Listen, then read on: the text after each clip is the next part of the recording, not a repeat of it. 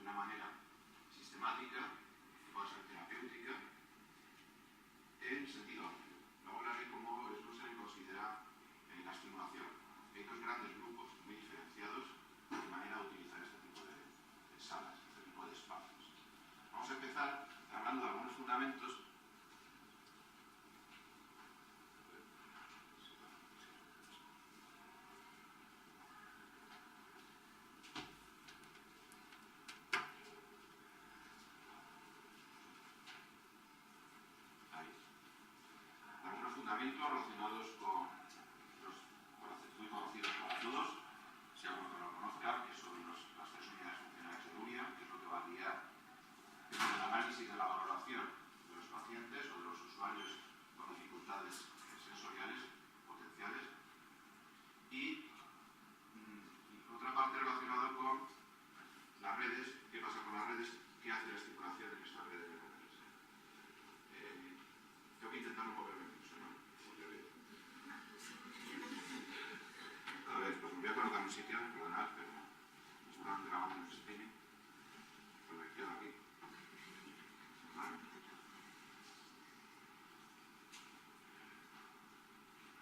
A ver, tiene que funcionar todo.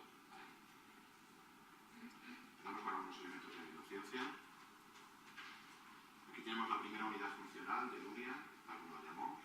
Está compuesta por la formación reticular, es una zona en forma de retícula inespecífica que llega hasta las zonas de los núcleos, las zonas intranucleares del tálamo, formación reticular, que se puede considerar la pila del sistema. La pila es lo que da, digamos, lo que da el tono energético, el tono atencional del sistema. Este tono tiene que necesariamente funcionar, si no, estaríamos hablando de sujetos, pues cadáveres. Las personas con muy bajo nivel de conciencia, personas en coma, discapacidad intelectual profunda, casos muy graves, tienen este nivel de funcionamiento, nivel de primera unidad funcional de Luria, nivel de formación reticular. Son personas que tienen respuesta de orientación a estímulos, ahí hay zonas relacionadas con, por ejemplo, neuronas tonotópicas o neuronas tipo de sonidos, que vienen del oído derecho, del izquierdo o de los dos oídos. Hay neuronas que tienen que ver con el seguimiento del movimiento. Mira, hay una serie de neuronas, digamos, que se pueden estimular o se estimulan de una forma muy específica, muy limitada. En los pacientes en coma, nosotros vamos a trabajar sobre esos elementos desde el punto de vista muy básico, ¿vale? Pero esta unidad funcional tiene que estar activa. Puede estar reducida por la medicación, puede estar reducida por una inhibición excesiva cortical, puede estar alterada por la desinhibición cortical, puede haber diferentes situaciones. La segunda unidad está relacionada con toda la información que va a llegar del tálamo hacia las zonas corticales posteriores. Se organiza de manera jerárquica, hay áreas que analizan estímulos muy específicos, por ejemplo la corteza occipital, hay áreas que solamente analizan o neuronas que se activan solo ante una disposición de una línea así, otras así, otras solamente en la diferencia de los bordes, otra que tiene que ver con las luces. Es decir, son estímulos muy sencillos, muy unimodales, digamos así, muy de una única modalidad, pero que no analizan en su conjunto un objeto, sino que simplemente analizan rasgos específicos perceptivos. Nosotros valoraremos cómo está en ese nivel el funcionamiento del sujeto para ver de dónde podemos partir. Si el sujeto es incapaz, por ejemplo, de diferenciar líneas oblicuas, blancas y negras presentadas en un patrón, difícilmente va a entender una cara o va a entender un objeto, con lo cual partiríamos de ese nivel de evaluación de funcionamiento para plantear otro tipo de interacción más allá de ese objeto. Esto ocurre igual a nivel auditivo. A nivel auditivo tenemos neuronas que reaccionan ante sonidos humanos, otras ante cualquier tipo de sonido, otras que diferencian sonidos humanos de sonidos ambientales, por ejemplo, un portazo, un ladrido de un perro. Diferencia quiere decir discrimina, no que identifica. Hablando de una persona que puede tener una respuesta distinta a la conductancia de la piel ante la voz humana que ante el ladrido de un perro. Estamos en niveles más bajitos. Desde el punto de vista somatosensorial igual, exactamente, estamos hablando de reconocimiento de un punto, algo te toca el cuerpo, luego dónde está ese punto que te está tocando, luego si hay dos puntos, la discriminación de diferencia entre los dos puntos, y así vamos subiendo hasta la percepción del cuerpo. Entonces, lo que vamos a hacer es la valoración y de cara a la intervención, que luego plantea Macarena. Esta tiene que ver con el análisis de en qué nivel de procesamiento de información está ese sujeto. El sujeto está a niveles muy básicos, áreas primarias, partiríamos de ahí para tirar hacia arriba.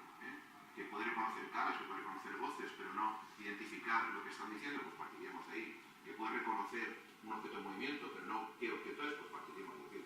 En cualquier medida lo que nos va a servir es esto. La mayor parte de los pacientes que vamos a trabajar tienen problemas perceptivos. Y es difícil ponerse en lugar de estos pacientes. Tenemos los datos de Oliver Sack, de casos especiales, de personas que lo ven todo en blanco y negro, o que no pueden reconocer el movimiento, o que no pueden reconocer, se llama efecto fino, el movimiento, o que no pueden reconocer dónde está un objeto, aunque saben qué objeto es, en el espacio, o que están viendo tres objetos volando pequeñitos idénticos. ¿Vale? Entonces, esas son las alteraciones perceptivas que pueden tener los pacientes con daño cerebral. Por lo cual, nos va a costar a nosotros bastante ponernos en el lugar suyo para saber qué realmente están percibiendo. En la medida que nosotros tengamos un espacio donde controlamos el estímulo, podemos hacernos una idea de qué está percibiendo esa persona. Pero solo una idea, a menos que pueda informarlo, es muy difícil. A menos que no pueda decir eso.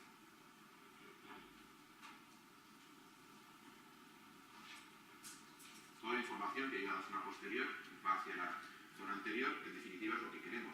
El objetivo de la intervención en la estimulación no es estimular, el objetivo es que desarrolle comportamientos adaptativos. Que le llame la atención una columna de burbujas y alargue la mano para alcanzarla o para tocarla, y dé una respuesta más adaptativa a la que tenía antes. O si está compartiendo el espacio, la cama de agua, con otro usuario, o con el terapeuta pueda alargar la mano para tocar al terapeuta, pueda reaccionar a una interacción. ¿Vale? Entonces es importante considerar esto. La conducta adaptativa es el último objetivo que nosotros tenemos. No es estimular por estimular, no es porque tenga mucha estimulación o esté relajado en el sentido de que esté más tranquilo, sino que desarrolle un comportamiento sin que sea más adaptativo. Entonces toda la información sensorial posterior va a ser requerida por las zonas anteriores del cerebro y también sigue un nivel jerárquico. El primero tiene que ver con la idea de un plan, de un esquema de acción, tener en mente qué es lo que quiero, acercarme a tocar la columna, o coger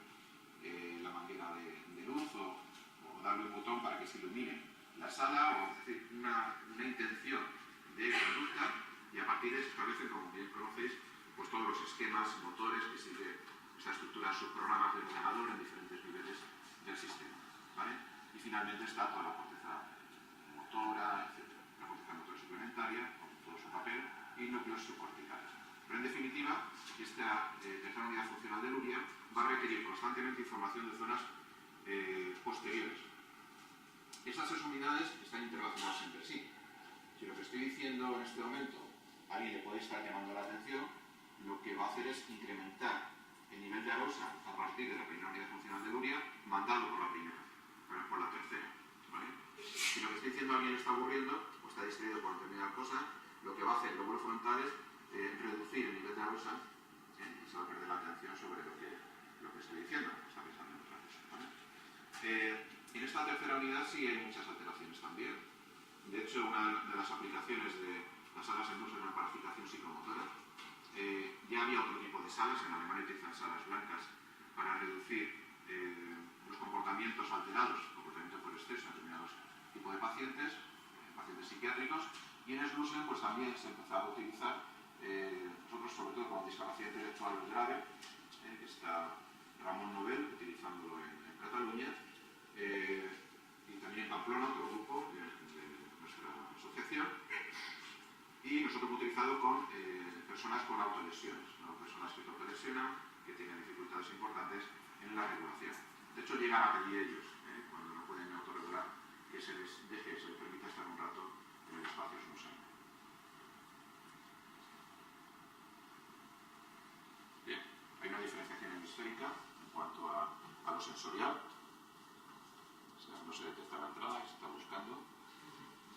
Esta tiene que ver fundamentalmente con el hemisferio derecho, digamos que tiende a utilizar más, a analizar toda la información que ocurre de manera global, y en la sala hay elementos que son muy globales, cuando se enciende una luz, cuando se enciende una columna de burbujas, etc., y creo que son más específicos. Tenemos dos tipos de forma de procesar la información, tanto de prestar atención como analizarla.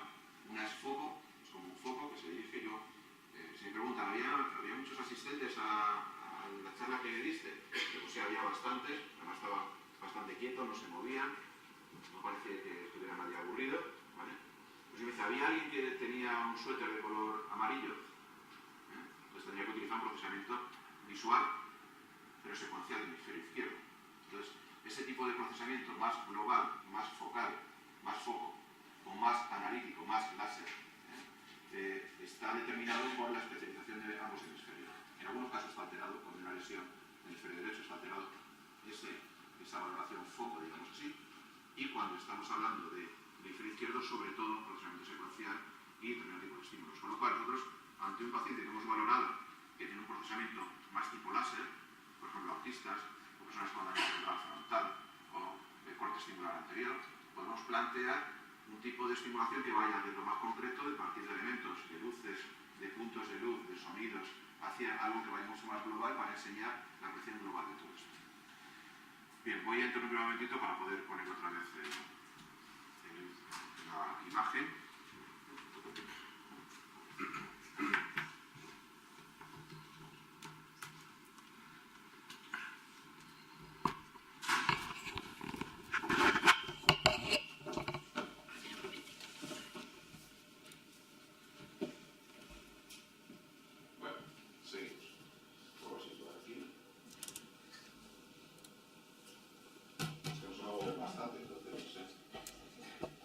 El problema es que no me hace caso.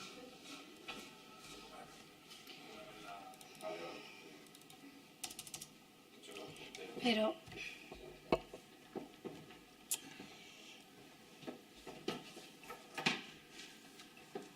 Continuamos. Entonces, tenemos el tipo de procesamiento y una especialización. Especialización hemisférica, que está relacionada con la información que está llegando. Lo voy a guardar aquí para mañana. Necesito moverme para hablar. A ver. El problema es que se ha desenchufado. Bueno. Seguimos. Entonces, en esta primera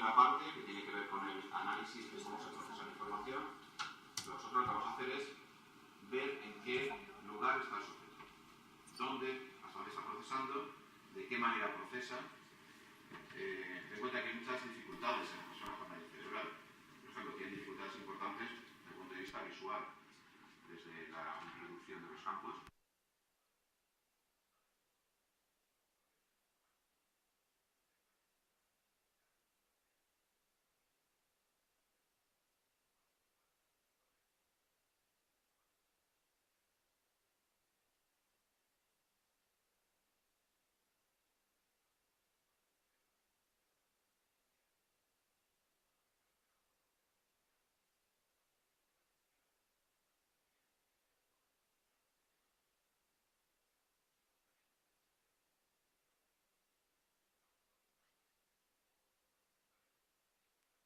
Se ha visto que incluso en personas en coma hay un procesamiento olfativo implícito. Aparentemente hay una anosmia, el sujeto no puede identificar, no reconoce, no da respuesta, sin embargo el análisis psicofisiológico ante un estímulo olfativo hace que ese sujeto nos dé una respuesta que es límbica, que es sobre todo de amígdala, pero no una respuesta de conducta terapia, por ejemplo. Es decir, que hay alteraciones en estos procesos sensoriales que se dan por propio daño cerebral. En otros patrones de desarrollo, por supuesto, ¿no? Bien, continuamos.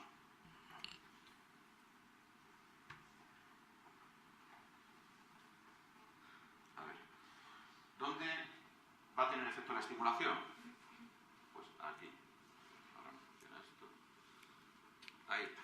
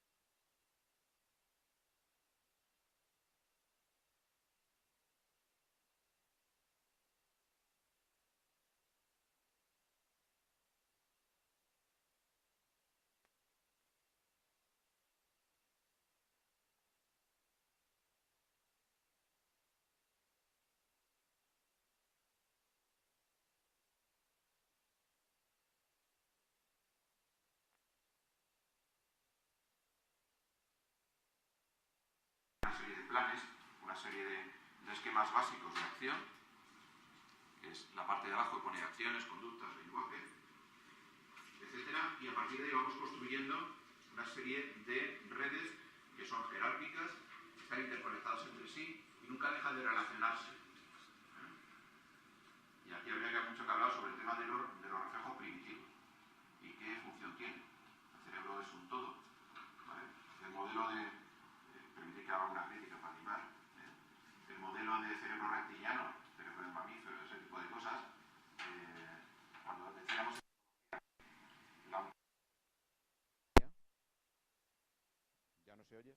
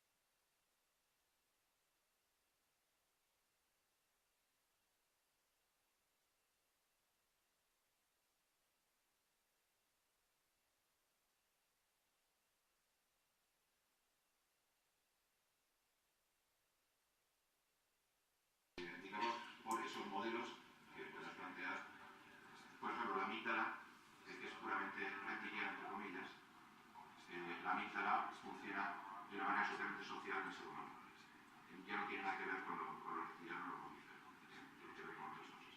Entonces, bueno, ese tipo de cosas en las que vamos a ver de cara a partir de la valoración de las respuestas qué chifla tiene el sujeto. Continuamos a ver. Bueno, en el otro lado tenemos memoria perceptual, es exactamente igual. Nosotros lo hacemos con una serie de respuestas inmediatas, mirar a la cara, oler el pecho de nuestra madre, diferenciar el olor del pecho del olor de la axila, reconocer olores a mucha distancia, el olor a quemado, eso desde pequeñitos, que tenemos con ese equipamiento. Luego vamos elaborando sobre ello una serie de reconocimiento de estímulos, se va concretando en situaciones estimulares de aquí y ahora. Tiene que ver con la memoria autobiográfica, con la memoria episódica, ¿vale? Es decir, la persona acaba aprendiendo que los estímulos se juntan, se dan de forma conjunta en el aquí y ahora. Y ese aquí y ahora tiene que ver mucho con la multisensorialidad, ¿vale? No se da de forma aislada.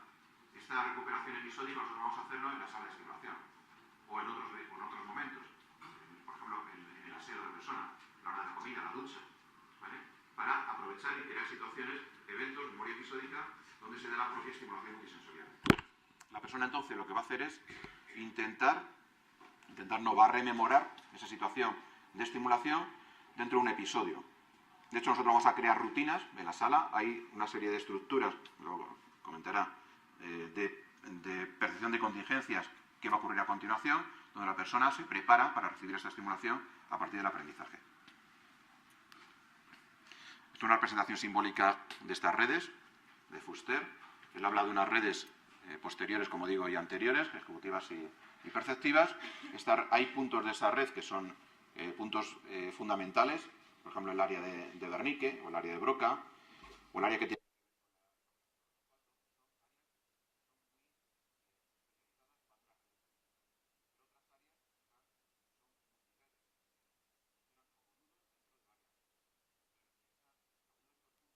con varias redes, son puntos multisensoriales que se ha visto que se activan solo cuando se dan dos o más modalidades sensoriales. Luego veremos un poquito.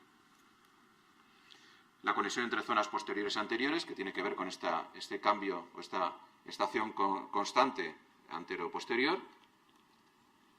Y las grandes zonas de asociación, que tiene que ver con la corteza paritoocipitotemporal, donde se da una parte de la integración sensorial, donde vamos a trabajar parte de la integración de los estímulos sensoriales, no solamente dentro de los estímulos sensoriales internos y externos, sino también de la memoria que provoca.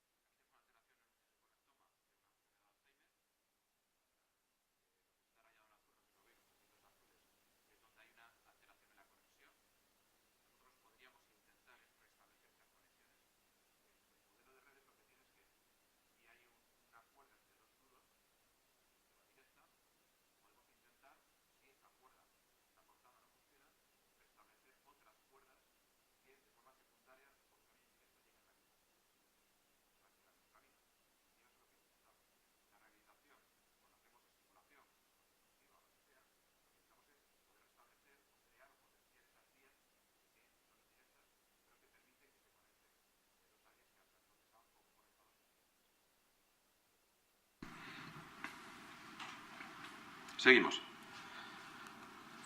Aquí tenemos el caso de Gage. Vemos, podéis ver arriba, el cerebro, lo podéis ver aquí, ¿vale? Por donde le pasó la barra, aquí tiene la representación de la barra. Esto lo habéis visto muchas veces. Lo que no se ha visto tantas veces es esto. ¿Qué efecto tiene sobre las conexiones neuronales, el conectoma? ¿Qué efecto tiene la lesión de Gage? Entonces, lo que ocurre aquí es que se ve que el conectoma de un sujeto sin problemas, veis las relaciones que hay entre ellos, y una lesión en torno a 3 centímetros circular que atraviesa el cerebro, produce una gran desconexión en zonas cerebrales, ¿vale? Con lo cual, y cuando está desconectando quiere decir que está dejando de hacer integración sensorial, está dejando de relacionar áreas perceptivas de diferentes modalidades. Entonces, cuando tenemos un paciente con daño cerebral, a su vez, no solamente no sabemos cómo está percibiendo la información, sino que información multisensorial puede estar perfectamente aislada en su cerebro. Es decir, él percibe por un lado los sonidos, por otro lado la cara de la persona o los movimientos de los labios de la persona, que es una zona de integración visual, auditiva. ¿Vale? Entonces, por eso, ¿qué hace mejor la estimulación? Cuando es de un punto de vista terapéutico, pues intentamos hacerlo muy específica, de un canal muy específico, de características muy concretas, y vamos subiendo. Y ya vamos a ir haciendo posteriormente la multisensorialidad. Pero en principio vamos por canales, asegurándonos que esos canales están funcionando bien en todos los niveles jerárquicos. Bien, Fuster dice que hay redes perceptivas, sensoriales, de asociación y multimodales. Hemos hablado ya de ellas. La estimulación como aprendizaje. Bien, estimulación como aprendizaje, aquí tenemos el modelo más básico de habituación-sensibilización. Lo hemos utilizado en coma, Macarena ha utilizado en coma con frecuencia en sus pacientes, y yo también de cara a la evaluación. Es el primer modelo de aprendizaje. Si a un paciente acercamos la mano a sus ojos, cierra los ojos, y acercamos, cierra los ojos, y acercamos, y a la cuarta vez, quinta vez ya no cierra los ojos, es que tiene aprendizaje. Es decir, tiene un proceso de aprendizaje que hace que inhiba la respuesta, el reflejo de cerrar los ojos. ¿De acuerdo? Con lo cual, ese paciente ya tenemos algo, ya podemos partir de la habituación. Si ahora, en vez de la mano, lo que hacemos es presentarle una pelota y cierra los ojos, quiere decir que diferencia la mano de la pelota. ¿Vale? Si ahora lo que hacemos es meter otro objeto distinto, parecido, entre una mano y un dibujo de una mano, sabemos, y reacciona de forma distinta, quiere decir que el sujeto es capaz de diferenciar entre ambos estímulos. Cuanto más parecidos son los estímulos, mayor capacidad de discriminación. Cuanto más distintos tienen que ser los estímulos, más diferentes, para que pueda tener respuestas distintas, menos capacidad de discriminación. Eso sí me he explicado. ¿Vale? Primer modelo, es decir, utilizamos de cara a ver cómo funciona el sujeto la habituación. ¿Vale? Esto en el taller lo explicaré un poco más esta tarde. ¿Vale? Por un principio, para hacernos una idea. Por tanto, para que haya una habituación tiene que haber un proceso de inhibición, necesariamente. Y el cerebro dedica gran parte de su función a inhibir. Se dedica a inhibir. ¿Vale? La corteza inhibe el tálamo, se inhiben las áreas entre sí, corticales, etc. Y cuando no hay esa inhibición, ya habéis visto los problemas de conducta, los problemas perceptivos de hipersensorialidad que ocurren en los sujetos. Bien, el otro proceso es sensibilización, también es un proceso de aprendizaje. Aquí el modelo es distinto. El modelo es, si tú das un estímulo y el sujeto con el mismo estímulo reacciona cada vez de una forma más exagerada, quiere decir que hay un aprendizaje por la potenciación de respuesta ante el mismo estímulo. Característica que tiene que tener este estímulo: inesperado, álgico, molesto, hace que el sujeto cada vez reaccione de una forma más exagerada. Por tanto, si en nuestro sujeto se produce habituación o sensibilización, quiere decir que se dan procesos de aprendizaje. Estamos hablando de muy bajo nivel de conciencia, estamos hablando de niveles muy bajitos, ¿vale? Quiere decir que se da aprendizaje. Por tanto, podemos utilizar esos dos modelos, habituación, sensibilización, como una manera de enseñar, presentar los estímulos, ver a qué estímulos se está respondiendo, etc. Bien. ¿Cómo se da la habituación?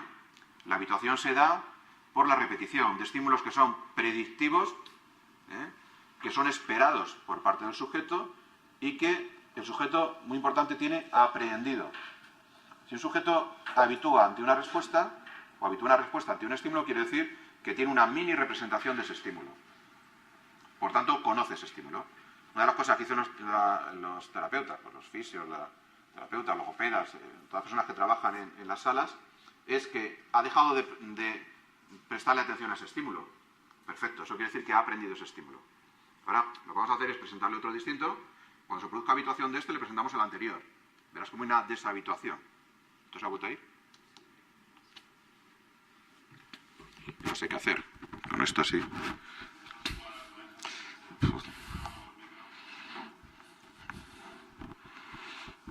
Este cuadrito... no voy a poder hablar así. No sé cómo lo siento, ¿eh? No se puede sentar. Sí, sentaré. Ahora.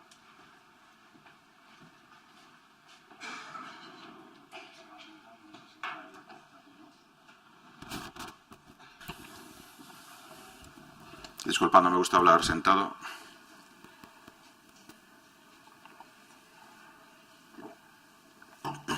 Bien.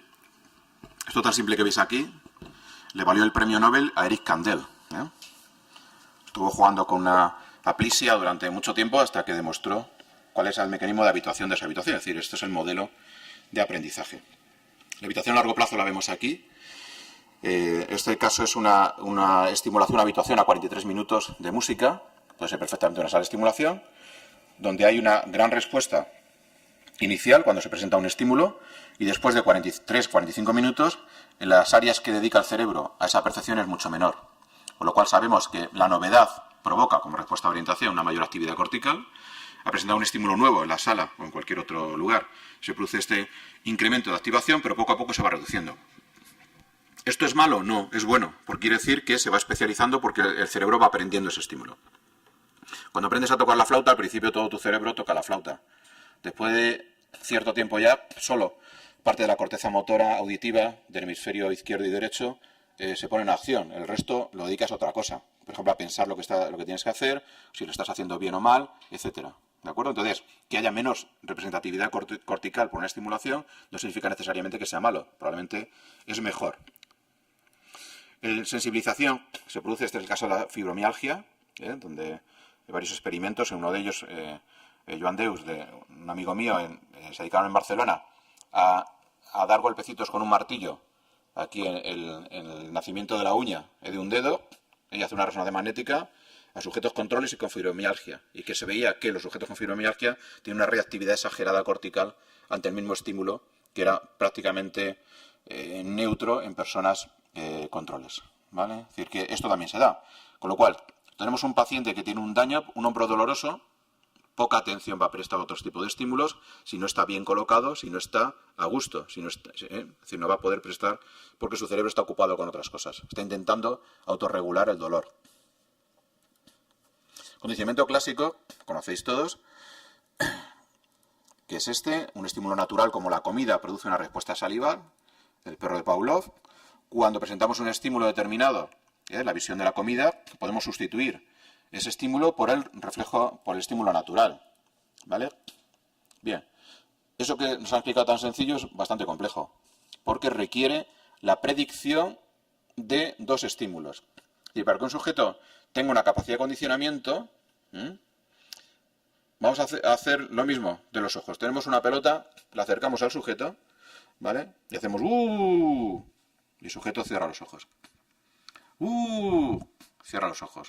Como al pelota decimos sin acercar la mano a los ojos y el sujeto cierra los ojos. Se ha producido un condicionamiento.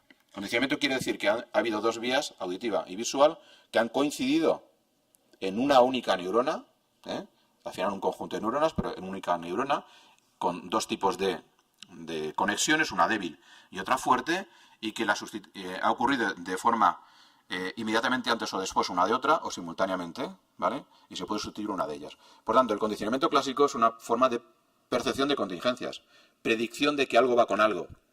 Hay pacientes que pueden habituarse, sensibilizarse, y pacientes que tienen un nivel de conciencia tan bajo que no puede haber condicionamiento, ¿vale? Si repites una y otra vez y hace lo mismo, no hay habituación, y le presenta este tipo de estímulo y no hay condicionamiento clásico, es complicado hacer la intervención, pero aún así podemos hacerla. Así pues nosotros podemos utilizar otros parámetros. Aquí tienen simplemente la representación de aquí estuvieron molestando a un conejo durante tiempo, soplándole en los ojos y dando un tono. Al final el conejo soplaba, pero el conejo cerraba los ojos cuando el tono ya no se daba. Disculpad que utilice estos ejemplos de conejos, ratas y demás, pero cuando estamos hablando de niveles muy bajos de funcionamiento, tenemos que utilizar parámetros de conducta muy, muy básica también. Condicionamiento instrumental, todo lo conocemos, tiene que ver con esta capacidad de aprender a partir de las consecuencias, de las contingencias. Si un sujeto da un botón de manera accidental y cambia el color de la sala, o cambia el color de la, por ejemplo, de la columna de burbujas de colores, se pone azul, porque ha dado un botón de los 4 al azul, nosotros a partir de un condicionamiento instrumental podemos enseñarle a que él manipule, maneje y por tanto ya inicie una conducta dirigida a meta, que es lo que queremos con la estimulación. El estímulo lo tenemos solamente como excusa, que es muy llamativa para llamar la atención, valga la redundancia, del sujeto, ¿vale? Entonces, esto implica ya una potenciación a largo plazo en el hipocampo. Es un condicionamiento más complejo y que vamos a utilizar sobre todo en la predicción en cuanto a los comportamientos de a dónde vamos a ir, a qué sitio vamos a ir a la sala de estimulación, qué aparato vamos a utilizar, y a partir de las contingencias que produce este aparato en el sujeto, pues tendrá más reforzado, ¿no? Luego hablaré cómo en SNU-SELEN utilizamos las salas, con qué objetivo, ¿no? Procedimiento instrumental relativamente sencillo y una respuesta de mirar. Sonreímos cuando el sujeto nos está mirando y entonces se produce un incremento de esa respuesta. Si lo que hacemos es, el sujeto nos mira y pasamos de él, una retirada de atención, se reduce la conducta. Esto es muy simple, ¿vale? Entonces lo que vamos a utilizar es, vamos a utilizar el tacto, vamos a utilizar estímulos sociales, vamos a utilizar estímulos placenteros, olfativos, gustativos, auditivos, que produzcan, vestibulares, por ejemplo, perceptivos, que produzca un incremento de la conducta de este sujeto. Conforme vamos interviniendo, vamos a ir reduciendo la ayuda. Ya no vamos a querer que el sujeto tenga constantemente refuerzo, sino vamos a dar un refuerzo de una manera, pues cada cierto tiempo, o al azar. El de la máquina tragaperras es el mejor. No siempre te da un premio, y además es de razón variable, no sabes cuándo te va a tocar. No sabes si es a las 3, los 3 ensayos, o a los 5, no sabes. Por eso hay gente enganchada a las máquinas, ¿vale? Es el modelo de aprendizaje de reforzamiento más potente que hay. Nosotros vamos a utilizarlo así, con nuestro sujeto. Vamos al principio a dar unos refuerzos claros, pero luego vamos a intentar hacer un programa de razón variable, y al azar. El modelo operante es más complejo, como podéis ver, y aquí lo que ocurre es que tiene que haber una conexión de retroalimentación de la respuesta que da el sujeto respecto a las vías neurológicas anteriores, en este caso a los circuitos que están entre la parte sensorial y la parte motora. Desde el punto de vista neurológico mucho más complejo, pero veis aquí el modelo, este es en mosca, perdonad que baje a la mosca, pero es un modelo bastante sencillo para poder estudiar este condicionamiento operante. Y aquí tienes, ¿vale?, el cerebro de la mosca y las zonas que se van a poner, ¿vale? Aquí la acetilciclasa y todos estos mediadores secundarios que intervienen, y sobre todo lo más importante es que van hacia atrás, es decir, que vuelven a la neurona premotora, perdón, a la presináptica, y eso es lo que hace que se produzca esta potenciación a largo plazo. El otro modelo que tenemos de aprendizaje es el aprendizaje vicario, todos lo conocemos, es un aprendizaje que se produce a partir de la valoración de las consecuencias que tiene la conducta en el otro. A partir de ahí nosotros actuamos. El modelo neurológico que existe en este momento, neuropsicológico, es el de las neuronas espejo. Se aprende a partir de las consecuencias de los demás por el incremento de la actividad de áreas en nuestro cerebro similares a las que se activa en el sujeto que está haciendo la acción. Si yo estoy viendo a una persona que está comiendo, que está cogiendo una taza para llevársela a la boca, mi cerebro se ilumina en las mismas áreas que si yo estuviera cogiendo la taza y llevándomela a la boca. El córtex parietal inferior, zonas premotoras, zonas motoras, ¿vale? Hay un circuito ahí importante que no solamente predice o se activa cuando está observando un comportamiento en el otro, sino que se activa de forma distinta dependiendo del contexto donde se dé este comportamiento. No es lo mismo la activación cuando, en este caso, es un modelo inglés, pues aquí tenemos una merienda, la hora del té, ¿vale? Tenemos la leche, las pastitas, tenemos al azucarero, y el sujeto va a coger la taza, ¿vale? Esto es un contexto. Aquí ya se acabó ya no hay leche, la pasta ya prácticamente no hay, se ha gastado todo. El sujeto va a coger la taza, pero para recoger. La forma en que se activan las áreas espejo en este sujeto observador es distinta, dependiendo del contexto. Este es el modelo de la empatía que se está utilizando en este momento. Digo, el sujeto tiene la misma experiencia emocional que la persona que está observando. Si está triste, se pone triste. Si está alegre, se pone alegre, etc. ¿Vale?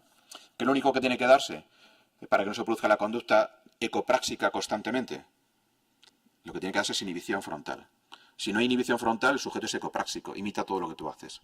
De hecho, todas lo que vemos en disfunciones ejecutivas, no solamente daño neurológico, sino también en TDAH, se produce esta dificultad para dejar de manipular, de tocar las cosas, de hacer lo que tú estás haciendo, ¿vale? He visto en algunos de vuestros pacientes. De acuerdo, el mecanismo está. tiene que haber una desinhibición cortical para que se produzca esta conducta. ¿Vale? Entonces, ¿de esto para qué nos sirve? Bueno, pues varias, por ejemplo, en la sala, a veces entramos con un usuario o con 2 usuarios, dependiendo. Y a veces con más, a veces con 5, depende de lo que nosotros queramos hacer. El simple hecho de que un sujeto esté esperando, viendo a otro manipular un aparato, se está activando en él áreas similares a las que está activando el sujeto que se está haciendo. ¿Vale? Con lo cual es importante de cara a la estimulación. De hecho, hay estudios ya sobre fisioterapia. Si tú a un sujeto le grabas las sesiones de fisioterapia y entre sesiones se las ve en su casa, se recupera mucho antes que el sujeto que solamente recibe las sesiones directamente. ¿Vale? Y se debe a este efecto. Por tanto, tenemos, digamos, esos elementos que son básicos, que vamos a utilizar en la sala y que son los fundamentos. No sé si habéis dado cuenta, en la asociación yo me dedico a intentar justificar para qué sirve el Schnuzzelen, sobre todo por qué funciona. ¿Vale? Y luego explicaré por qué, porque básicamente a la gente del norte, Bergheul, Krista Martens, les da igual. Ellos saben que funciona. En Solund, en Dinamarca, cuando vamos allí, los médicos de atención temprana prescriben las sesiones de estimulación. Este sujeto, porque está en paliativos o tiene una situación de ansiedad o tiene que hacer tantas sesiones en el centro del pueblo, que tiene una sala, varias salas en Schnuzzelen. Entonces, la gente del norte pues no están haciendo estudios sobre la efectividad de la intervención. ¿Vale? Están haciendo más la gente del sur, Costa Rica, Francia, Italia, España, intentando justificar por qué está funcionando. Sabemos que funciona, pero hay que justificarlo, ¿no? Entonces, yo me dedico a eso. Por eso meto temas de neurociencia. Las entradas sensoriales, tenemos varios sistemas. Tenemos muchos sistemas. Visual, auditivo, vestibular, somatosensorial, propioceptivo, de temperatura, de dolor, gustativo, olfativo. Es decir, tenemos varios sistemas y aquí tenéis una representación de la modalidad de cada uno de ellos. En sentido estricto, son neuronas modificadas que convierten el estímulo específico, lo convierten en electricidad a través de vías bioquímicas que acaban llegando a zonas talámicas. Y el tálamo ya se encarga de distribuirlo, ¿vale? En sentido así. Aquí tenemos una parte muy importante, esta es la retina. Aquí están los conos, ¿vale? Los bastones. La luz entra por aquí arriba. Se ve el puntero, ¿no?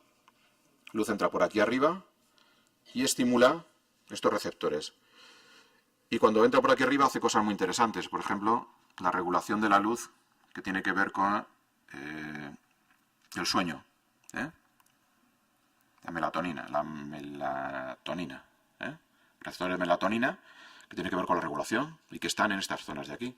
¿Vale? ¿Qué es lo importante de por qué os he puesto esta imagen? No voy a hablar mucho de este tema. ¿Por qué es importante? Porque para que haya un campo receptivo, para que tú puedas ver un objeto, se tiene que producir la activación de la zona frontal de ese campo receptivo, zona central de ese campo receptivo y la inhibición del campo que está alrededor.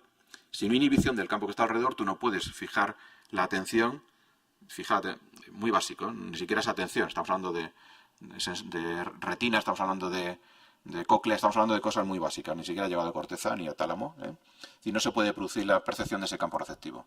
Por tanto, ya una de las cosas importantes que tenemos de cara a la estimulación es que se tiene que dar una inhibición de zonas que están alrededor para que haya una percepción, para que haya un campo receptivo. Con lo cual, ¿qué quiere decir? Que la inhibición es muy importante en la estimulación. ¿Vale?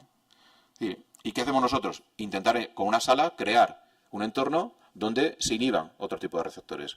Damos solamente un estímulo auditivo o visual auditivo con movimiento, o no, o queremos dar imagen y movimiento. Si nosotros lo que hacemos es intentar lo que el cerebro ese no puede hacer, que es inhibir, porque lo percibe todo foco, lo percibe todo de una forma sin capacidad de ir analizando secuencialmente la información que está llegando. Lo que hacemos es nosotros darle los estímulos para que lo vaya procesando como si fuera una dieta, pero una dieta muy específica, poquito a poco.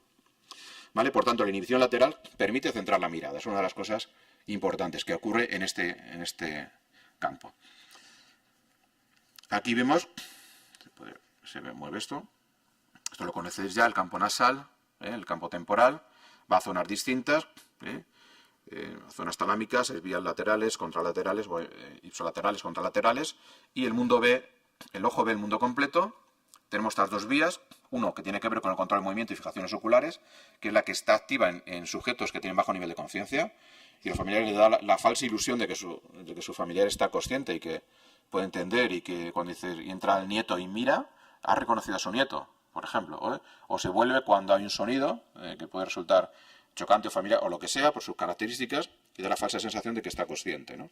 Entonces, esa tiene que ver en este caso de la vía visual con la vía tectopulvinar. Y otra que es más compleja, que va al cuerpo geniculado lateral, que está compuesto por 6 capas y, bueno, no voy a entrar, que procesan diferente tipo de información. Y luego cada hemisferio ve la mitad del mundo. Con lo cual, la lesión cerebral que tiene ese sujeto, no solamente por el área que ha alterado, sino los tractos que ha afectado, que van a ir a zonas visuales, que está viendo. Si ve algo, o tiene una ceguera cortical, o no tiene ceguera cortical, tiene una percepción alterada de los estímulos visuales que se está presentando, ¿vale? Con lo cual, en muchos sujetos vamos a tener que hacer otra vez es enseñarle a ver. Tenemos que enseñarle que pueda ver. Si ha perdido la visión de un ojo, va a utilizar un ojo en los dos campos y el otro ojo ninguno, con lo cual va a haber una información que tiene que pasar del hemisferio derecho al izquierdo, ¿vale? Y viceversa. En este caso tiene que ver con la percepción del dolor, perdón, con el color, me lío. Tenemos 3 vías para la visión, 3 vías complejas. Hasta ahora se pensaba que había 2 vías, el qué y el dónde, qué es y dónde está, hasta que se descubrieron las neuronas espejo y se dijo que hay 3 vías. ¿Qué estamos viendo? ¿Dónde lo estamos viendo? ¿Y para qué se utiliza eso? ¿Vale? Entonces la vía del qué, del dónde y el para qué, esta última, son 3 vías muy importantes. La vía dorsal, que hemos visto, que es la localización, el dónde está el objeto, el qué es la vía ventral, y esta vía que se ha definido, la vía dorsal ventral, que está relacionada, perdona que ponga una imagen de mono, porque es donde se ha estudiado más, en resonancia magnética. He puesto la imagen ahí, ¿no? En esa superpuesta a un cerebro humano, ¿vale? Entonces, cada cualidad del estímulo se va a procesar de manera distinta. Cuando llega a un estímulo, se va a separar. Hay un procesamiento paralelo. Este procesamiento paralelo hace que cada parte del cerebro esté especializada en el análisis de una cualidad.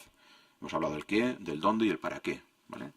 ¿Qué tiene que darse para que haya una integración? Es decir, para que esos estímulos que se dan por separado se vuelvan a integrar. Atención focalizada. Con lo cual, un sujeto con una desatención absoluta puede que esté procesando de manera separada los estímulos y no llegue a integrarlos, y no pueda reconocer ni qué está viendo ni dónde está, o pueda reconocer y prestar atención solamente a un tipo de cualidad, qué es, o dónde, o para qué, ¿vale? Entonces tenemos ahí, por ejemplo, el color, la orientación, el tamaño, la distancia, solamente se integran todos estos datos, que son cualidades por separado del estímulo, cuando se da atención focalizada. Por tanto, ¿qué hacemos nosotros con la estimulación? Damos cualidades por separado y luego lo integramos. Esperamos que el sujeto lo vaya integrando. Lo presentamos de manera que tenga que reconocer el estímulo completo, no el color, no la forma, no el tamaño, no dónde está. No para qué se utiliza una pelota, por ejemplo.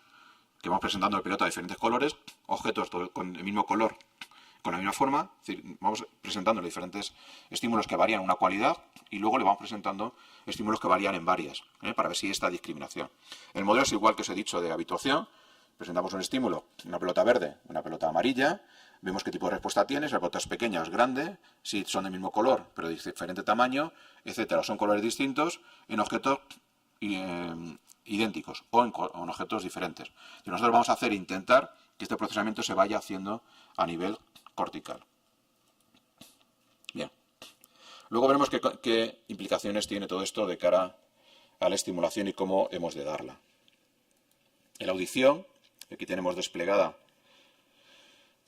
la cóclea, ¿vale? Tenemos aquí despegada y tenemos aquí la percepción que tiene la cóclea de cada uno de los diferentes tonos de sonidos, ¿vale? Aquí están los tonos más graves, 20 kHz, perdón, los más agudos, aquí están los medios y aquí están los más graves, ¿vale? Tiene que ver con la vibración, con el flujo. Esto es teoría física de fluidos, que va haciendo el sonido al presionar sobre esto. El oído interno va a cambiar esta energía mecánica por una dinámica de fluidos. Es decir, va a cambiar esta energía puramente de empuje física en una energía bioeléctrica.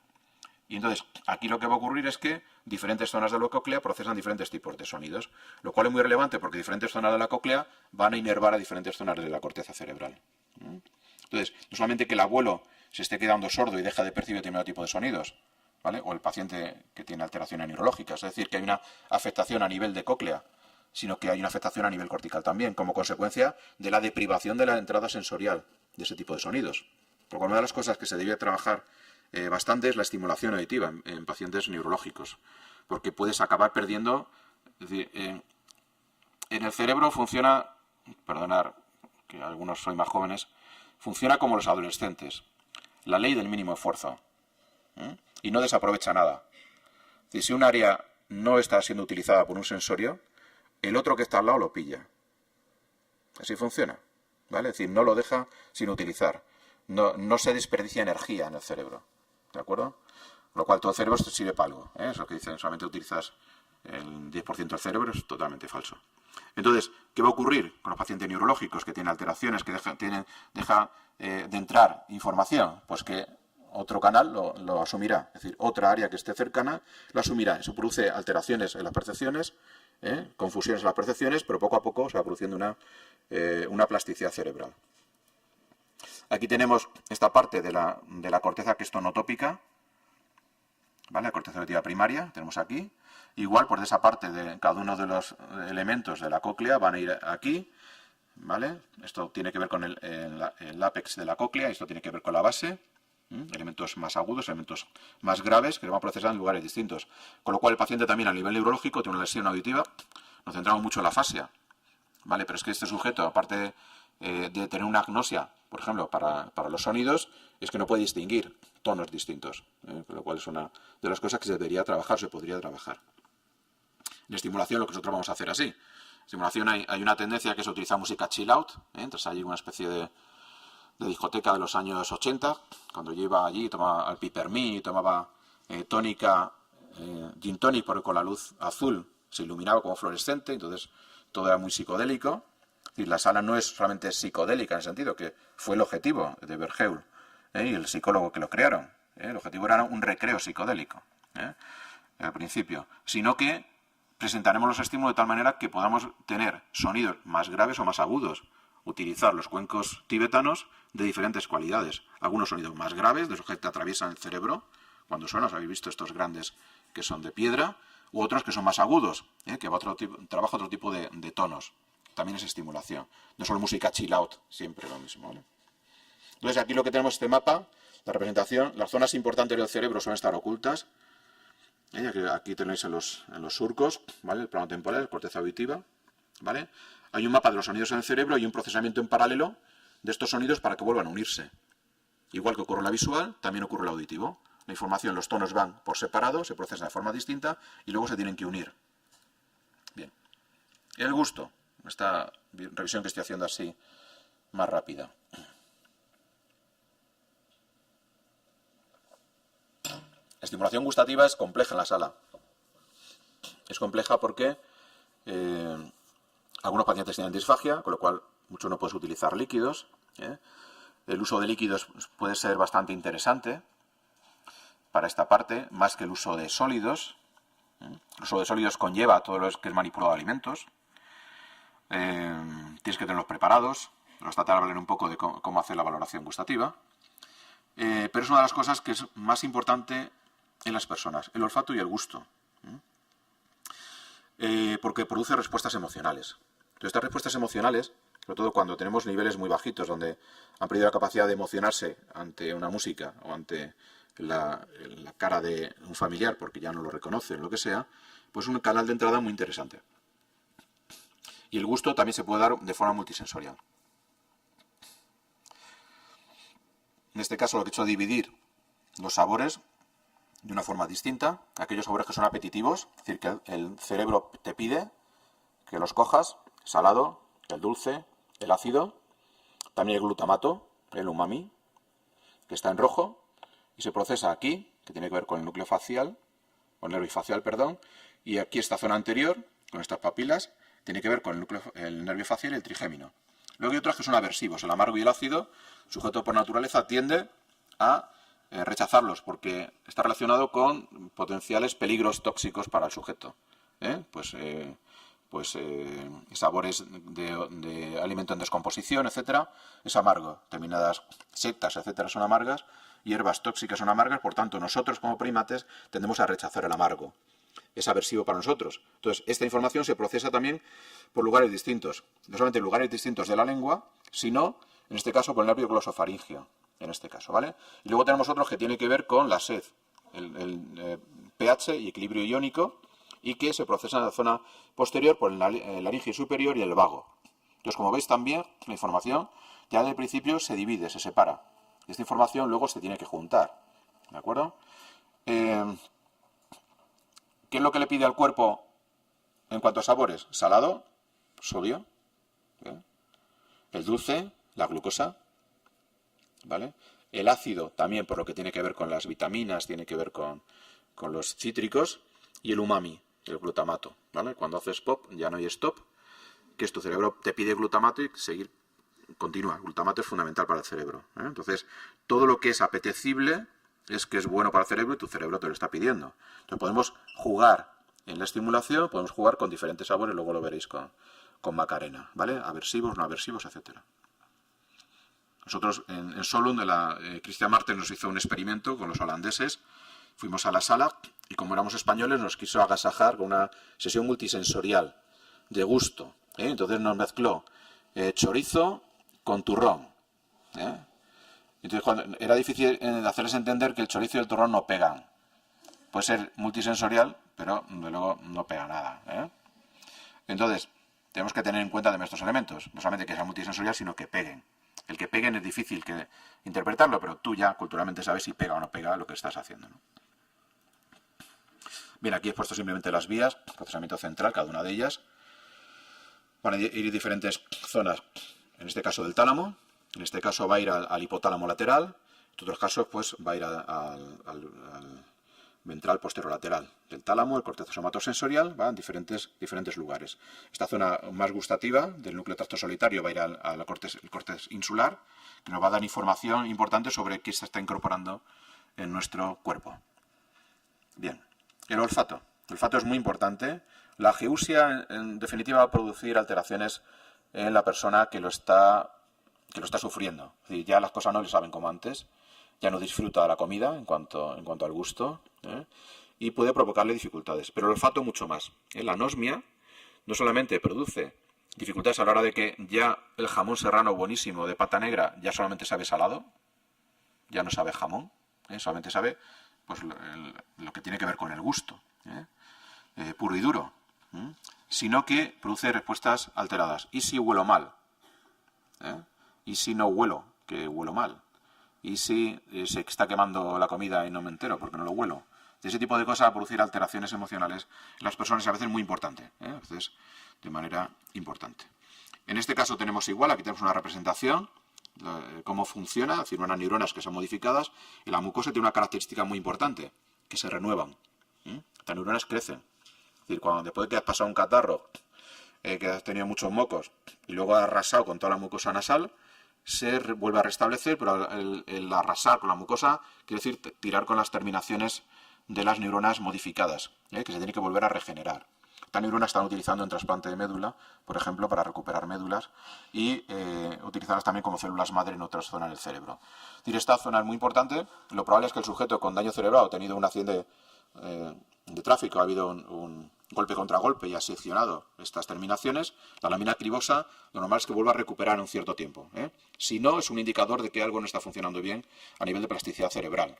En algunos casos, como sabéis, es un indicador temprano de una alteración rinocefálica que tiene que ver con hipocampo y, por tanto, con posible demencia, ¿eh? Entonces, esta parte que tiene que ver con lo olfativo, vamos a intentar partir de dónde huele el sujeto, desde dónde está oliendo, es decir, qué es lo que es capaz de percibir, aunque no reconozca, ¿eh? Y luego ya vamos a ir tirando hacia niveles superiores. Toda esta información se va a procesar también de manera paralela, ¿vale? Tenéis aquí, es el modelo, que es la cintilla olfatoria, ¿vale? Aquí una vía que falta es una vía indirecta que va al tálamo, que se ha descubierto. La información olfativa se procesa de manera paralela, exactamente igual que el otro, es decir, igual nosotros podemos, los olfatos, por eso hay gente que se dedica, que es lo que llaman la nariz, ¿no? Las narices, se dedica a trabajar en la industria de los perfumes, porque ellos pueden analizar secuencialmente los perfumes, no globalmente como nosotros, sino cuáles son las características de cada uno de los tonos que tiene ese olfato. Y eso es porque se procesa en lugares distintos del cerebro, ¿vale? Y puede producir estas respuestas vegetativas, motoras, emocionales y cognitivas. Bien, aquí tenemos uno de los elementos que tiene que ver con los olores, que se da, he hablado antes del procesamiento en sujetos con daño cerebral, con anosmia, es decir, el sujeto te dice que no huele, o no, aparentemente no da respuesta, ningún tipo de respuesta a los olores, pero sí son inconscientes de dar respuesta, digamos, muy simples, a nivel de corteza insular, a nivel de amígdala, de que lo está oliendo, pero no es consciente de ello, ¿vale? Podemos utilizar esa vía también entrada. En este caso hay que tener cuidado con el tipo de estímulo olfativo que le damos, puesto que si no hay retirada ante ese estímulo, porque no es consciente de lo que está pasando, podemos provocar una toxicidad si utilizamos, por ejemplo, amoníaco de manera repetida, cosa que desaconsejo. Bien. Hay varias cosas, veis, que están repitiendo. Procesamiento en paralelo, neuronas modificadas, cierta plasticidad cerebral en las entradas sensoriales, ¿vale? Hay elementos que tienen que ver con inhibición de vías que están al lado para que se pueda producir la percepción. La propiocepción, aquí voy a juntarlo todo, no extenderme más. Por un lado tenemos la percepción táctil propioceptiva, elementos que van a llegar a la corteza premotora dorsolateral para poder dar una respuesta que sea adaptada. Y aquí aparecen muchos elementos, desde lo visual, lo somatosensorial, lo vestibular. Toda esta información se procesa de manera separada, una vez más, y tiene que juntarse. Con lo cual, desde el punto de vista propioceptivo, desde el punto de vista vestibular, o desde el punto de vista táctil fino o grueso, también vamos a hacer una valoración de cada una de las características, o de cómo procesa cada una de las características estimular este sujeto de ese tipo de objeto, lo que estamos presentando, para poder trabajarlos de manera separada, ¿vale? Veremos más esta tarde. Esta información que va a llegar de la parte sensorial, somatosensorial, se va a organizar, igual que el resto de las áreas, en columnas. Y lo importante de estas columnas, microcolumnas, barrels, lo importante de todo esto es que se procesan como módulos. Y estos módulos a veces están interconectados. Y son multicapas. Quiere decir que capas distintas procesan información distinta, pero que hay una unidad modular de toda esa información, ¿vale? Esto se ve muy bien en los estudios que hay sobre rata, por ejemplo, cuando le quitan un bigote a la rata, cómo se produce una modificación de estos barrels por la falta de aferencia de la información que está llegando a la corteza somatosensorial, ¿vale? Entonces, igual, esto va a ocurrir igual, sobre esto no voy a hablar, porque es un tema muy complejo y probablemente conozcáis, si hay fisioterapeutas, conozcáis más información de esto, pero sí decir que es una de las entradas más importantes desde el punto de vista de lo que se llama estimulación basal de Froelich, y también una parte muy importante donde se ha trabajado otro modelo también de estimulación multisensorial, que es el modelo de Ginners, de integración sensorial. Entonces se da mucha importancia a toda esta parte relacionada con lo vestibular. De hecho, lo que tiene que ver con lo vestibular, pues resulta que va a provocar en el sujeto respuestas emocionales, positivas y negativas. Una de las cosas que tenemos que ver, muchos sujetos no van a dar información visible quiere decir que se ve a nivel de movimiento del cuerpo, pero sí nos puede dar un nistagmo, que se provoca por una sobreestimulación vestibular, y luego barbaridades que se hacen en los sujetos que no pueden informar, no pueden defenderse. Columpiarse está bien, girar está bien, sentar una silla giratoria a no sé cuántas revoluciones por minuto, luego pararle, detenerle, es una sobreestimulación. Hay gente que le encanta el Gran Can, le encanta, y cuando se va al parque de atracciones, vamos, la Warner, ¿no? ¿Dónde está? Se sube al Gran Can y disfruta una y otra vez, ¿vale? Hay otros que nada más montarse y ver que el río se balancea, ya se marean. Nuestro paciente es igual. Es decir, no te podemos dar la misma intensidad vestibular de la misma forma ni la misma direccionalidad, porque a lo mejor si tiene mareos hacia los lados, o tiene problemas de equilibrio, o delante y detrás, y el tipo de estimulación que sea. Y eso tiene que ver por las características de aprendizaje que el sujeto va desarrollando a partir de su vida y también las alteraciones que pueda estar teniendo en este sistema en este momento. Vestibular, uno de mis amigos, Alfonso Lázaro, hemos trabajado en investigación en niños en educación especial con este tema, él insiste muchísimo en la parte vestibular, en el respeto y la valoración muy cercana del paciente para ver qué tipo de respuesta está dando y no sobrecargarle. Incremento de actividad de la percepción del dolor. Aquí tenemos qué áreas se activan como una forma de modular el dolor. Tenemos varias, igual, el corte singular anterior, más límbico, más emocional, la parte insular una vez más para analizar qué pasa en el cuerpo, entradas sensoriales internas, pero hay una corteza prefrontal que intenta dar significado a esta información, y luego esta otra corteza que tiene que ver con la simbología del dolor, que en algunos pacientes nuestros sujeto se altera. El sujeto tiene una agnosia al dolor, una asimbolia al dolor, percibe el dolor, pero no tiene ese sufrimiento psicológico que decimos, pero sigue sufriendo el dolor, y el dolor está, ¿vale? Entonces, ese dolor que va del tálamo, vías tálamo-corticales, que puede estar alterado en nuestro paciente. La representación somatotópica, esto lo conocéis de sobra, pero solamente quería subrayar un tema. Una mayor representación cortical somática está relacionada con una sensibilidad mayor. Y esta tarde veréis algo de esto, con Macarena.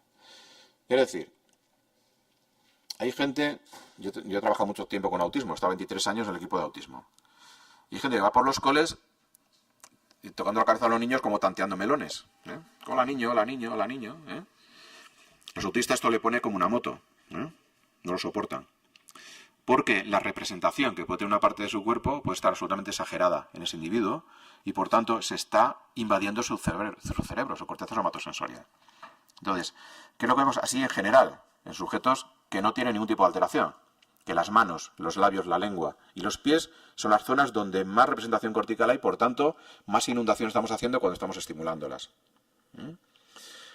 ¿Y un sujeto nuestro está hiporreactivo? Podemos empezar por estimular esas partes del cuerpo para ver qué tipo de respuesta tiene. De una respuesta mayor, podemos ir poco a poco hacia áreas que tengan una respuesta menor, ¿vale? Provocando una sensibilización. Sensibilizar es distinto de habituar. He hablado antes de modelo.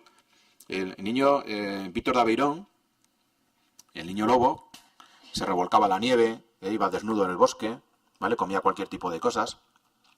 Le rescataron, entre comillas, para los naturistas dirían que acabaron metiéndole en la dinámica capitalista, no sé cuánto, de consumo, ¿vale?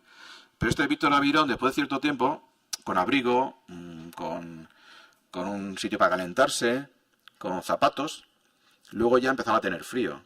Ya no salía de cualquier forma a la calle, si hacía frío, ya no iba descalzo. Es decir, que puede haber un proceso también contrario al de habituación, que es sensibilización. Entonces, algunos de nuestros pacientes tenemos que sensibilizar para que perciba el malestar que le produce tener una articulación o tener un brazo en un mal posicionamiento y que pueda tener una respuesta, por ejemplo, de recolocarse, ¿vale? O que tenga la percepción del calor, porque se queda pegado al radiador, si el radiador está muy fuerte, pues puede quemarse. O que tenga una percepción de lo que sea, de quedarse al sol expuesto durante tiempo y esa sensación. Es decir, podemos provocar lo contrario a la habituación que la sensibilización. En algunos pacientes hiporreactivos vamos a intentar hacer así, ¿vale? Siempre nos centramos más en la hipersensibilidad que la hiposensibilidad. Y vamos ahora con la parte que tiene que ver con la integración sensorial en el sentido de mecanismo neurológico, neurosensorial o mecanismo neuropsicológico. Entonces, que tenemos aquí una representación. Yo no sé las diapositivas, si os las han pasado o lo van a pasar.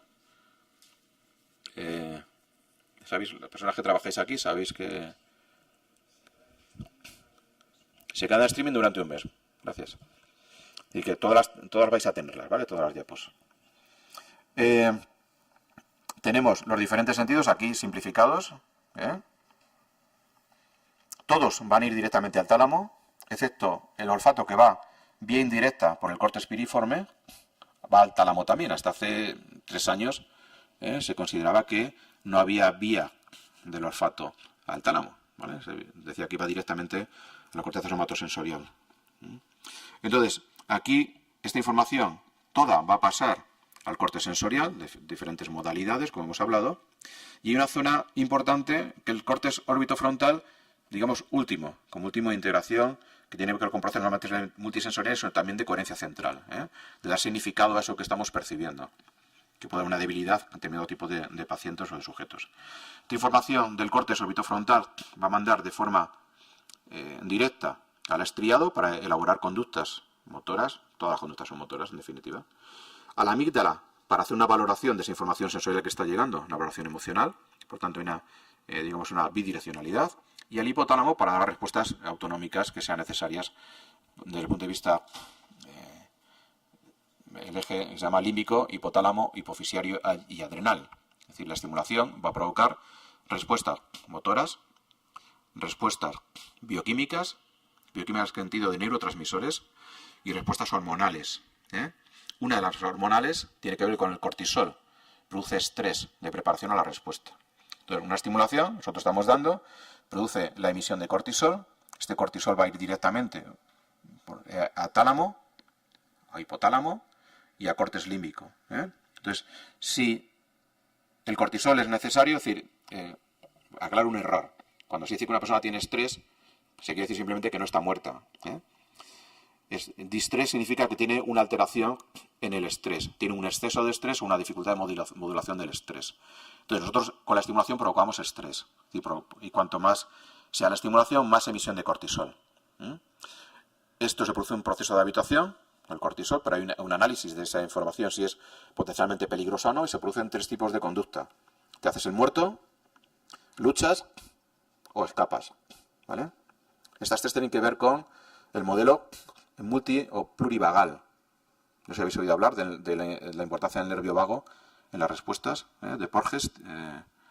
Yo os recomiendo a Porges porque hace un análisis del nervio vago, del sistema vagal, polivagal, como fundamental a la hora de enfrentarse a situaciones estimulares que provocan estrés en un sujeto. Si tú llevas a un niño pequeñito a una feria, hay olor a churro, suena a lo de los coches, suena a lo del perrito piloto, no sé si está, a toda pastilla, hay mucho follón, el niño se acaba durmiendo. Después de una situación de estrés fuerte, el niño se acaba durmiendo. Entonces, este niño es que se duerme en cualquier lugar. Es un mecanismo que tiene el niño para filtrar la información que está llegando. No se puede tapar los oídos, no se puede tapar los ojos. De hecho, en los autistas los ves, se tapan los oídos, los ojos se mueven para autorregular, para las entradas sensoriales. En pacientes también con Alzheimer o con demencias ocurre este tipo de respuestas. Para autorregularse es un mecanismo. Entonces, si tú ves que el paciente se duerme, puede ser que no esté relajado, sino que simplemente ha habido una sobreexcitación, una sobreestimulación. ¿Vale? En otros casos querrá huir y en otros casos estará tan a gusto. Se analiza que el estímulo no es peligroso. Ahora, el estímulo es peligroso o no sobre la base de cada individuo. A ti puede parecer un estímulo que no es absolutamente peligroso, a otro no le hace absolutamente nada o le produce un placer y a este le produce un desquicie. Con lo cual, el mismo estímulo puede suponer un valor emocional diferente y por tanto el sujeto va a tender a un tipo de respuesta: huida, hacerse el muerto o acercarse. ¿Vale? Es importante tenerlo en cuenta. Voy terminando ya esta parte, para no enrollarme más con el cerebro y para luego pasar a las salas. Tenemos estas 2 grandes zonas. He hablado de corteza parieto-occipital-temporal y aquí, en cuanto a funciones del lóbulo frontal, tenemos varias. Una estrictamente las ejecutivas, ¿vale? Otros meten el lóbulo frontal todas las ejecutivas, pero bueno, este modelo me gusta más. Otros meten el tema de autorregulación comportamental y emocional y parte de integración multisensorial va a estar aquí, en esta zona. Como veis, una zona de memoria, una zona límbica, emocional y una zona también que tiene que ver con el reconocimiento y autorregulación en cuanto a la conducta social. Hablaré esta tarde en cuanto a la estimulación como interacción, es decir, cómo el otro es una fuente de estimulación para el sujeto, porque queremos provocar en él respuestas de mirada, respuestas de acercamiento, alejamiento, sonrisa social. Es decir, queremos provocar en una serie de respuestas que en último término tiene que ver con la comprensión compleja de los estímulos. Y no hay nada más complejo que un ser humano, para otro ser humano. Y no hay nada más difícil de predecir que un niño pequeño. Entonces, tenemos que provocar, tenemos que trabajar, ver hasta qué punto está en cuanto a esta percepción social, percepción de la cara, de la sonrisa, percepción de los estímulos visuales, de la propia complejidad de lo que es la cara. La prosopagnosia, que es falta de reconocimiento, dificultad de reconocimiento de la cara, va asociada normalmente a falta de reconocimiento de estímulos visuales complejos. Hay varios estudios que lo demuestran. Es decir, el sujeto no es que realmente no reconozca las caras, sino que puede no reconocer otros estímulos visuales complejos, porque la cara es muy compleja. Es decir, discriminar entre 2 caras es muy difícil. Si no cambias el color, o cambias el tamaño, o cambias la disposición de los ojos, en cuanto empiezas también hay cejas, también hay ojos, también hay nariz, también no sé cuántos, es complicado de diferenciar. Tenemos que enseñar en algunos de nuestros sujetos, sobre todo en disfunciones frontales, a reconocer ese tipo de estímulos desde el punto de vista social. Bien, ahora vienen los follones. No sé vosotros, yo he aprendido y me han dicho siempre que las cortezas sensoriales primarias nunca se unen entre ellas, no hay vías que conecten. ¿Vale? Murray en el 2011 demuestra que hay conexiones entre las vías sensoriales primarias. Por supuesto con las motoras primarias, eso ya se sabía. ¿Esto qué está suponiendo? Una revisitación de los conectomas, es decir, cómo se relacionan las áreas. Desde el punto de vista anatómico. Desde el punto de vista funcional es interesante porque quiere decir que tenemos áreas auditivas relacionadas con lo visual, por tanto hay estímulos multisensoriales ya de sí, es decir, de vías que ya vienen preparadas, que no hay que establecer, y por tanto que podemos aprovecharlas, podemos ver qué funcionalidad tienen y lo podemos aprovechar. Insisto en este tema por si alguno no se lo cree. El Ganzafar y otros en el año 2006 demuestran con un modelo de mono, cerebro de mono, que bueno, que hay vías que sí son multisensoriales, por ejemplo auditiva y visual y somatosensorial, ¿vale? Otras auditivas y visuales, otras auditivas y somatosensoriales, y va situando en lugares distintos. Por ejemplo, la corteza occipital, pues hay vías que tienen que ver con lo auditivo. Hay áreas que se activan ante estímulos auditivos, también auditivos y visuales. Que en esta zona anterior ventrolateral prefrontal también aparece este tipo de estímulos auditivos y visuales. Es decir, que parece que la corteza cerebral es mucho más multisensorial de lo que se pensaba, según se va analizando la información. En la medida que va avanzando la técnica también, técnicas de neuroimagen, tú puedes provocar un estímulo con dos características y ver qué está pasando. Aquí tenemos en el cerebro humano la convergencia entre información visual y táctil. ¿Ves? ¿Veis aquí? Hay una zona occipital, hay una zona también aquí, ¿vale? Pero es muy bajita. Estamos hablando de táctil, en esta zona que ni siquiera es parietal. Bueno, hay una parte parietal muy inicial, pero sobre todo es occipital. ¿Vale? Es decir, en anatomía no hemos estudiado esto, ¿o sí? ¿Vosotros habéis estudiado? No, ¿verdad? Más interesante todavía, hay áreas que procesan información distintas. El mismo área procesa información distinta, depende de dónde llegue.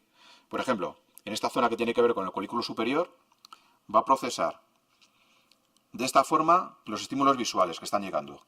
Estímulo A, B o C, como picos de actividad. ¿Vale? Pero si el estímulo que llega es auditivo, lo va a procesar de una forma distinta. Aquí como va a hacer mesetas. Con lo cual, la misma zona, el mismo área, procesa información de dos modalidades sensoriales. Quiere decir, si podemos reforzar un área con una modalidad sensorial, podríamos tener un impacto en otra modalidad sensorial. ¿Vale? Es decir, que hace una estimulación visual puede tener una repercusión en la preparación de ese área para recepción de información auditiva. No sé si me explico, si veis la implicación que está teniendo esto. Esto es del año 2014. ¿Vale? Seguimos aquí con la corteza, pero en este caso es una corteza ya en humanos. Aquí está en primate, en mono. ¿Qué pasa en humanos? Información de diferentes modalidades trisensoriales. Este área, ¿de acuerdo? Este área también, córtex premotor. Aquí una parte del córtex parietal posterior. Áreas audiovisuales, estas azules que están aquí. ¿Vale? Fijaos, audiovisual está muy cerca de la corteza, es decir, prácticamente está en el área de Wernicke. Visotáctil, no sé si podéis ver aquí verde, en la diapositiva se verá mejor. ¿Vale? Patrones visotáctiles, estos circulitos que están aquí, que está muy abajo, ¿vale? Esta parte de la zona temporal posterior. Audiovisuales para la cara y para la voz, ¿vale? Multisensoriales para el lenguaje, el amarillo, ¿vale? Se ve por ahí. Es decir, que cuando hablamos de cerebro humano, también aparecen claramente áreas no solamente de dos modalidades, sino hasta de tres modalidades.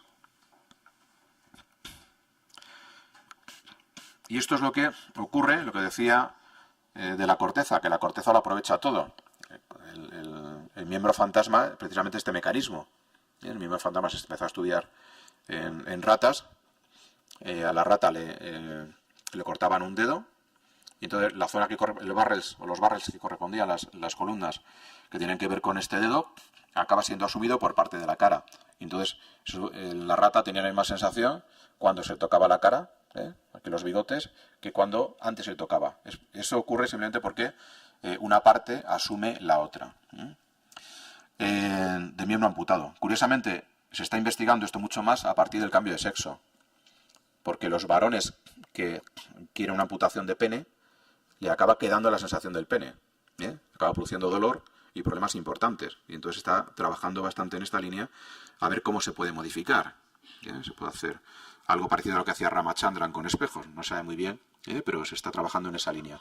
Pero va a ocurrir en este mecanismo, es decir, si una entrada sensorial no está aprovechando ese área, va a ser asumida por otra. Y como he dicho antes, es bueno o malo, o las dos cosas, bueno y malo.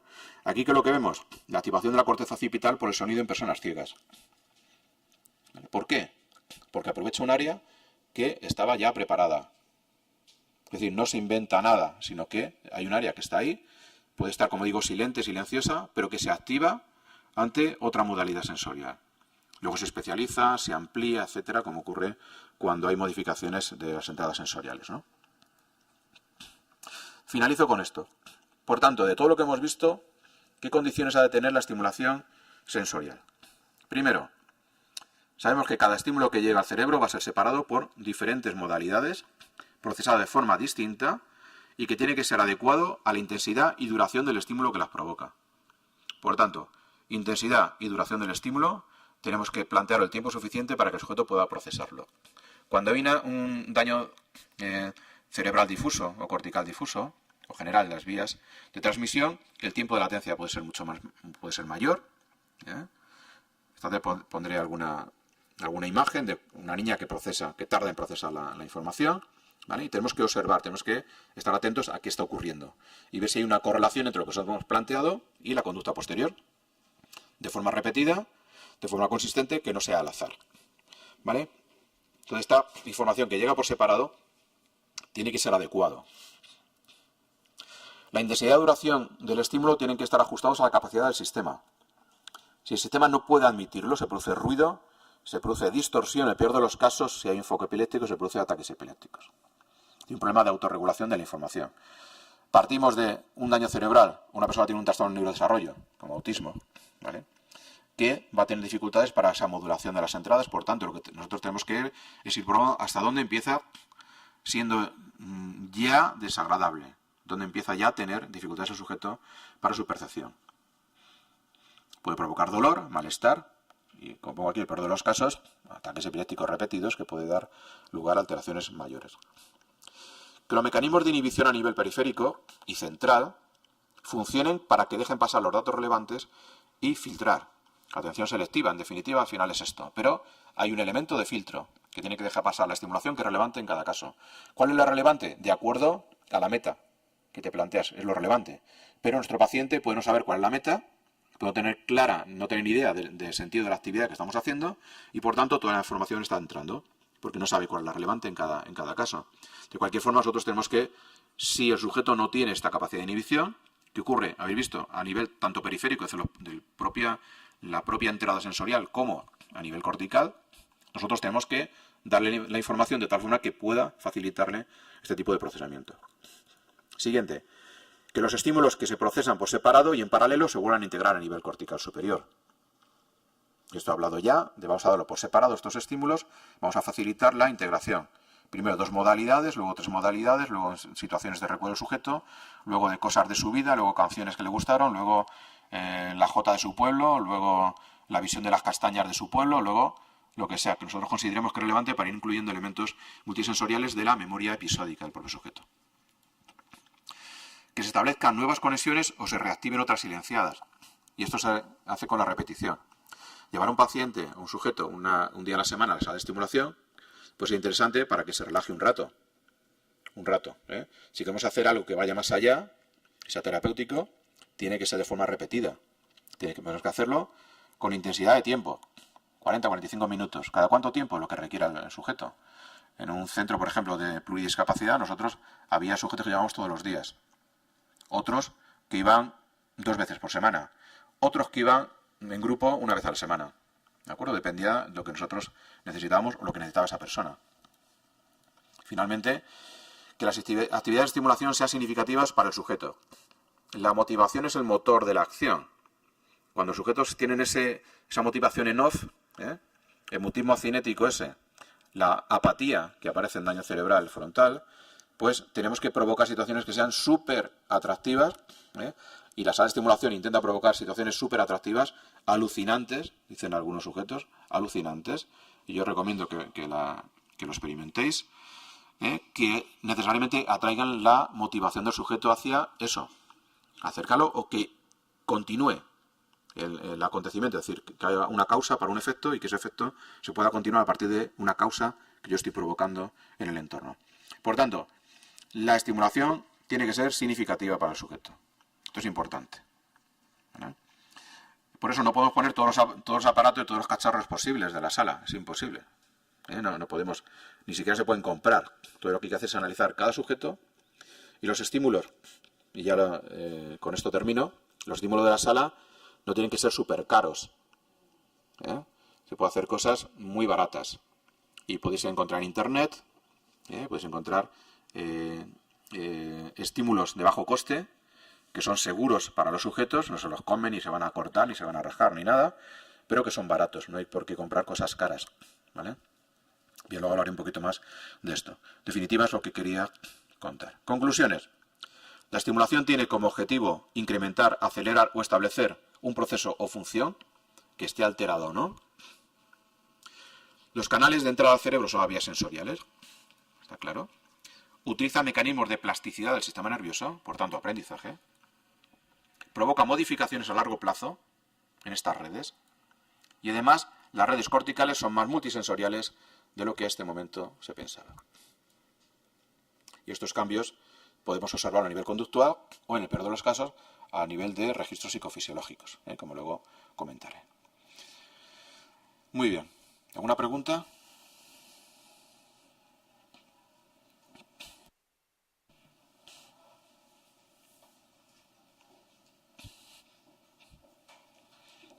¿Mucho cerebro para empezar? ¿O?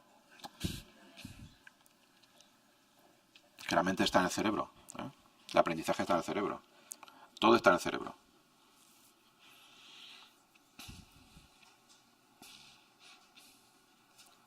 ¿No hay nada más? Vale, entonces vamos a hacer un descanso. ¿Hasta qué hora? 12:30. Si queréis hablamos o queréis comentarme alguna cosa, voy a estar con vosotros, pues hablamos, ¿vale? Y a las 11:30 nos incorporamos. No hay evidencia suficiente